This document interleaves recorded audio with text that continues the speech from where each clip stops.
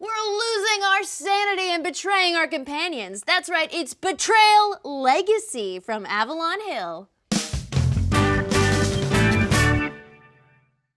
This updated version of the popular haunted house hunt pits 3 to 5 players as generational family members exploring a haunted estate over the course of 300 years. Similar to the core game, players investigate the house, gaining power and encountering omens until the haunt occurs, where one player potentially betrays the rest of the group and friendships may be ended. In this new Legacy format, gameplay is streamlined and new abilities, items, and story elements can now carry over from game to game. Ooh, I love it! Setup for Betrayal Legacy requires each player to choose a family card, which includes the starting statistics of the character they will play. They then choose a figurine and place it into their matching color base. Write a first name and age in the topmost field and introduce your character to the rest of the table. After a card has been selected, the owner attaches a plastic clip to the starting value for each of the 4 attributes: sanity and knowledge, the mental traits, and might and speed, the physical traits. Guess which ones I've got? My might. You see? Take the 4 starting tiles and place them on the table with some distance between them.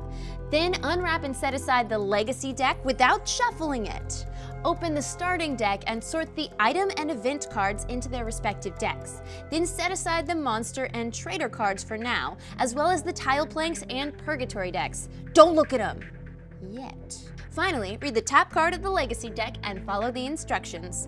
Throughout your consecutive games, known as a campaign, the Legacy deck will provide you with directions for progressing your story and revealing components of the game. I won't spoil the details of the Legacy deck, but your characters will start to explore the various levels of the house and possibly its exterior.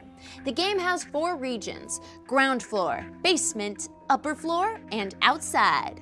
As tiles are revealed and played, they are connected via doorways and considered adjacent for the purposes of movement.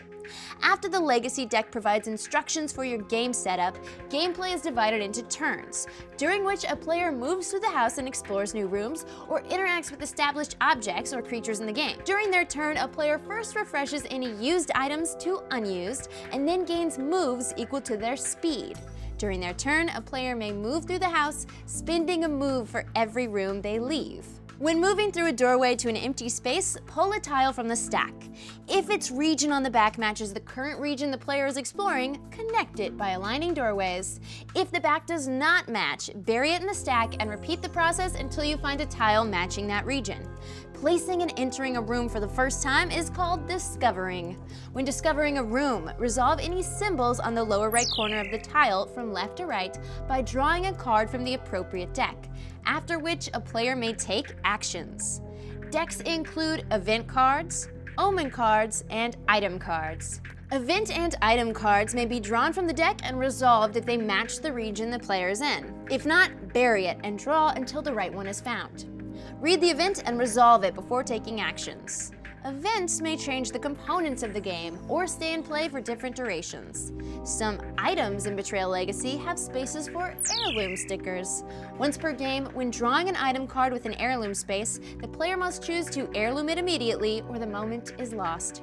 Omen cards and item cards are acquired and placed in front of a player unused, straight up.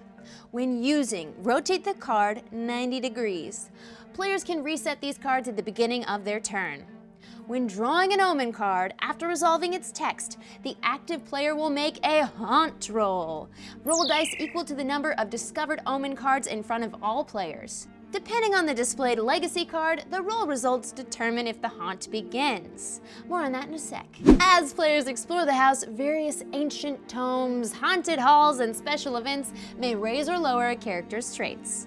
Players can take damage, decreasing their value, or gain in power, increasing their value.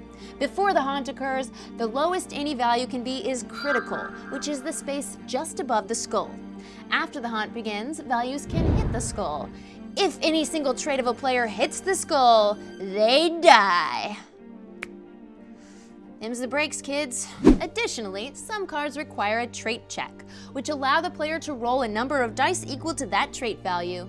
The card's text determines the outcome based on their roll. After a player has drawn from the Omen event or item decks, their movement ends for the turn. Depending on their location and the status of the game, players can also take actions either printed on the tile or available to their character. Actions are listed in all caps on cards and generally include options like search to discover a secret, drop to put an item down, take to pick up a dropped item, and more.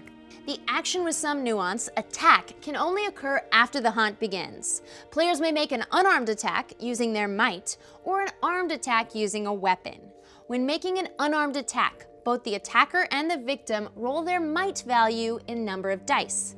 Whomever's result is lower takes physical damage equal to the difference. Weapon attacks can use other traits and provide bonuses to their attacks as well. Some ranged weapons require line of sight, meaning the attacker requires a straight line of open doorways to make a distance attack at their victim. Additionally, failing such an attack means the attacker doesn't take any damage from the roll. Now, the haunt. Once the haunt begins, the game usually splits the players into two teams, the heroes and the traitor.